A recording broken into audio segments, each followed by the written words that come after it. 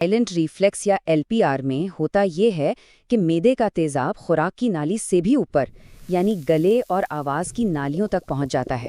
और सबसे अहम बात, इसमें अक्सर सीने की वो जलन नहीं होती जिसे हम आम तौर पर तेजाबियत समझते हैं।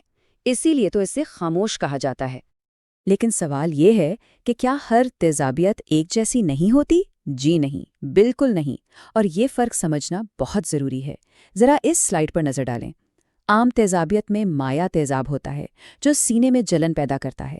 लेकिन साइलेंट रिफ्लक्स यानी एलपीआर में तेजाब एक भाप या गैस की शक्ल में होता है और बहुत हल्का होने की वजह से सीधा गले के नाजुक तरीन हिस्सों तक पहुंच जाता है।